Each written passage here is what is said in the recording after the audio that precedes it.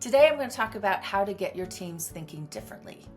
There are techniques, there are some processes that I think might be helpful. Teams tend to think the same way or use the same techniques, the same processes, I think because they're running so fast and nobody has time to say, hey, let's stop, let's find a better way of doing this.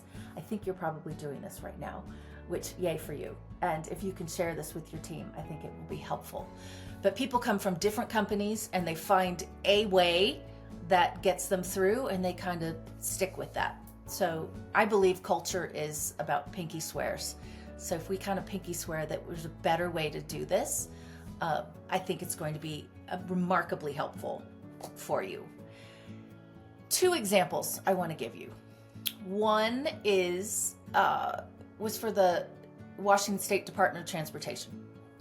And yes, it was dry and crunchy. I had 26 clients in a meeting and we were trying to, agree to who the customer was and ultimately what we wanted to say.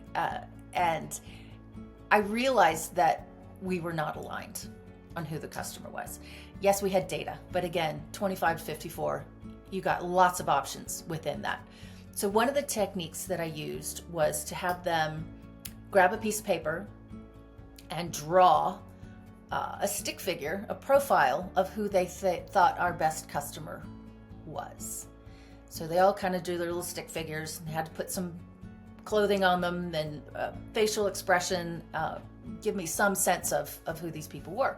And they all kind of did a Vanna and turned it around so that everybody could see everybody else's drawing. And they immediately were like, no wonder this is so hard. We have 26 different ideas of who our customer is. That's called a psycho drawing. You can do us and them, which I've done with, like Deschutes Brewery, and them, which they say is, the mass beers out there. Fascinating. But I think the exercise of drawing your best customer to make sure that we are aligned and we have an idea of who they are and not just what their demographics are is a really fun, interesting, fast technique that's helpful. The issue that some companies have with brainstorming, I had an agency come to me and they said, we have some of the best people in the industry and we stick them in a room and we know what our questions are, but nothing happens. They just kind of hang out and sit there. So I did a workshop with them and we replicated some scenarios. And what we found was that we have to break up the thinking time from the talking time from the writing time. So they said, we sit in this room and I'm just riffing. I'm just kicking around an idea I haven't even thought about that hard. And somebody else is writing the deck. And so all of a sudden my idea gets thrown in the deck that I am supposed to defend when I haven't thought about it. So the rule was no writing the deck in the meeting. This is putting everything up on the wall. We're going to share ideas. We're going to riff on each other's ideas. Then we're going to talk about what is worth defending and what we want to recommend. And then somebody can write it up and build the deck. So it was the simple technique of breaking up thinking time, talking time, and writing time. That was just an unlock for them. And brainstorms happened wildly differently after that. A piece of that is also there are introverts and extroverts, obviously. Introverts tend to have some amazing ideas, but they don't have them in the moment. So what I have found to be super helpful is to give them a pre-read.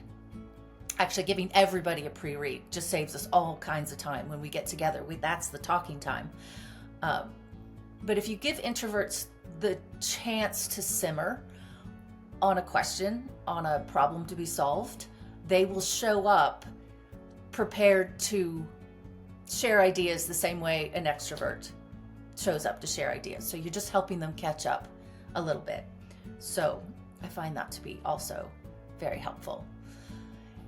There are many techniques you can use to solve many problems with teams, and they're more fun and they're more helpful than just talking about it.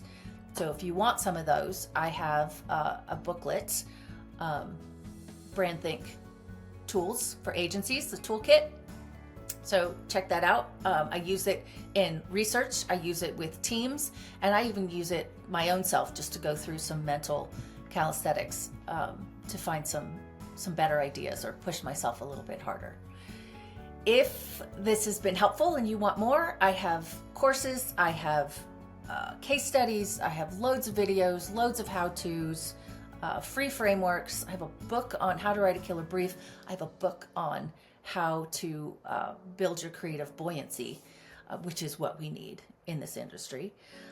So if that's of interest to you, come find me at wildalchemy.com.